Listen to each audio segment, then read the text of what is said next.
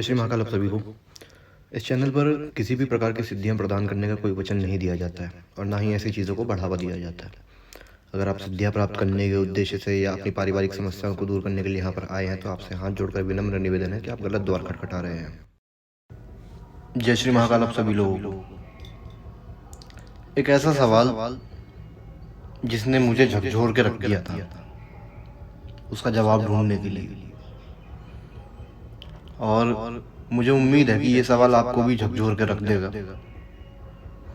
वो सवाल ये है कि काल भैरव ने रक्षा क्यों नहीं की? भैरव ने रक्षा क्यों नहीं की? किसकी रक्षा? मैं यहाँ पे किसकी रक्षा की बात कर रहा हूँ?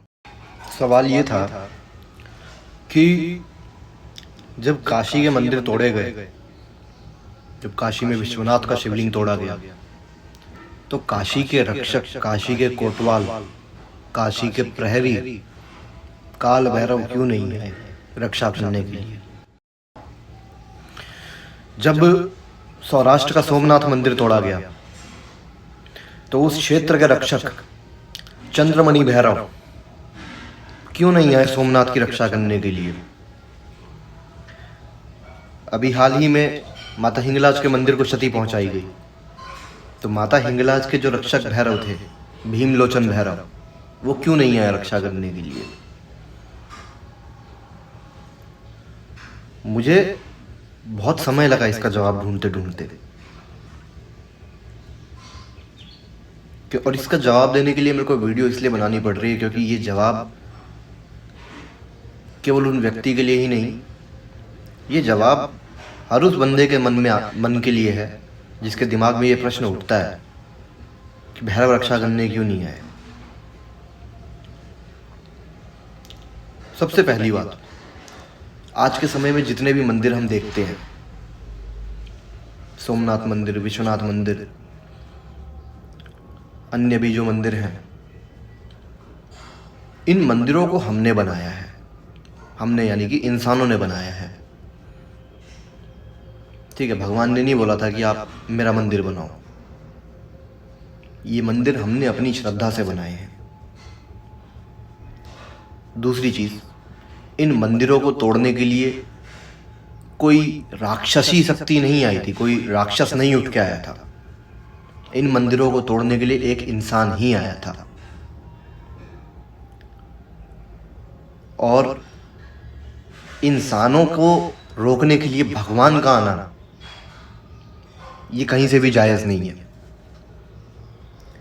कलयुग इंसानों के युद्ध करने का समय है, देवताओं के युद्ध करने का समय नहीं है। जब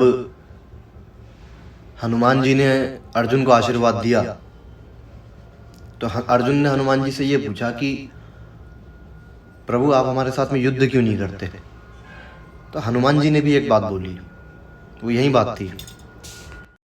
हनुमान जी ने अर्जुन से ये कहा था कि मेरे युद्ध करने का समय जो था वो त्रेता युग में निकल चुका, अब समय तुम्हारे युद्ध करने का है।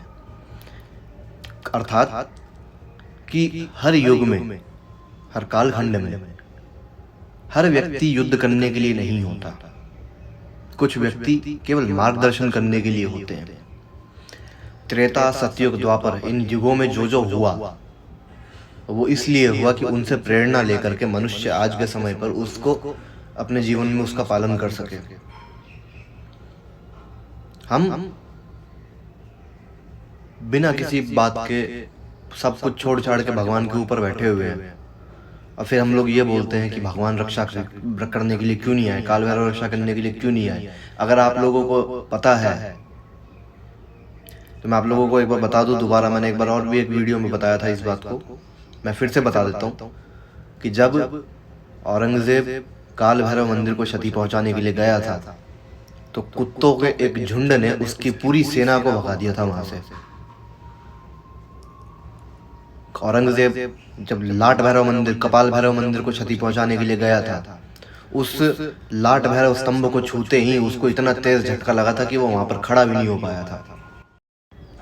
इन चमत्कारों से भगवान क्या संकेत देना चाहते थे? इन चमत्कारों के द्वारा भैरव क्या संकेत देना चाहते थे? इन चमत्कारों के द्वारा वो ये संकेत देना चाहते थे कि तुम युद्ध करो, हम हैं।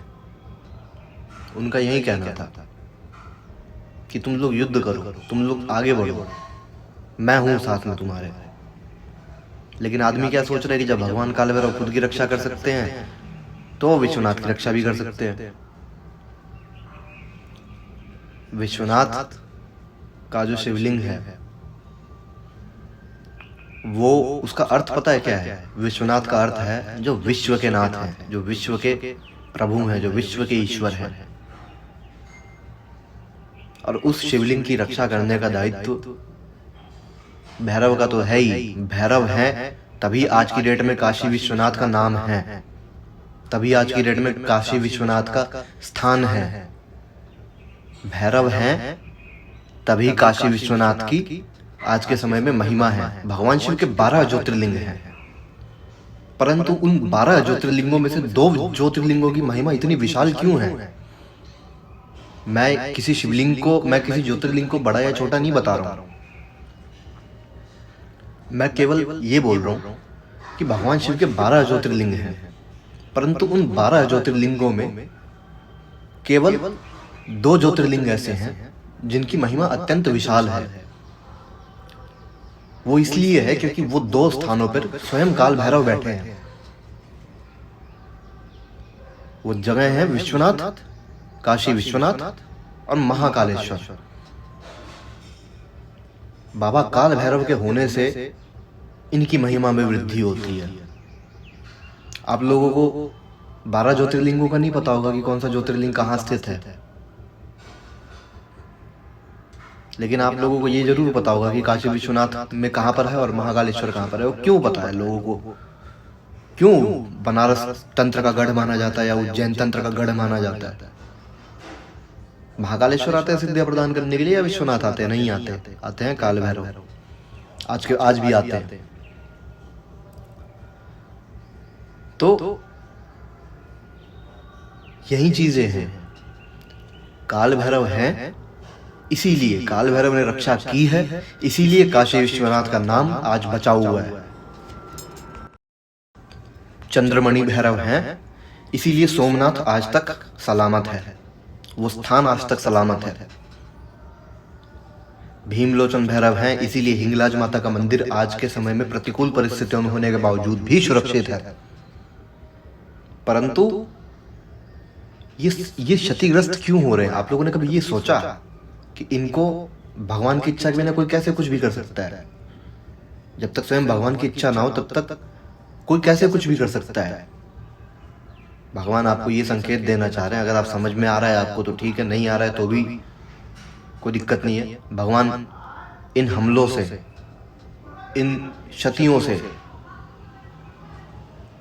केवल आपको ये संकेत देना चाह रहे हैं कि यदि आप अभी भी जागरूक नहीं हुए, यदि आप अभी भी अपने तीर्थ क्षेत्रों को, अपने धर्म क्षेत्रों को, अपने पुण्य क्षेत्रों को भगवान के भरोसे छोड़ करके बैठे हुए हैं, तो एक समय आने के बाद में भगवान भी रक्षा नहीं करेंगे।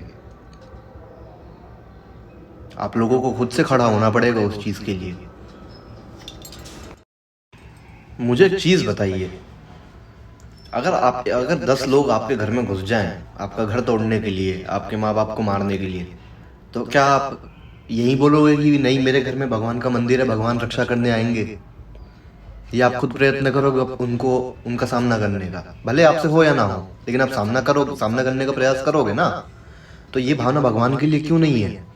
अगर 10 लोग मिल करके किसी मंदिर में घुस जाते हैं उसको तोड़ने के लिए, तो क्यों वहां पे 100 लोग जमा होकर के उनको रोक नहीं सकते? क्या वो ये सोच के बैठे हुए हैं कि भगवान रक्षा करेंगे? भगवान को ये मंदिर इंसान ने बनाए हैं, आपने बनाए हैं, इनकी रक्षा करने का दायित्व आपका है, हमारा है, भगवान का नहीं है। भगवान ने नहीं बोला था आकर कि मेरा मंदिर बना दो जगह जगह पे, और फिर उन मंदिरों को तोड़े जाए तो बैठे रहो मुंह बना करके कि मंदिर तोड़ दिया। कलयुग इंसानों के युद्ध करने का समय है। अगर आप युद्ध नहीं कर सकते तो आप अपने तीर्थ क्षेत्रों को खो दोगे, इसमें कोई संदेह नहीं है। जागरूक बनिए अपने धर्म के प्रति, अपने क्षेत्रों के प्रति और अपने देवताओं के प्रति। बस यही है जो मुझे कहना था। जय श्री महाकाल आप सभी को।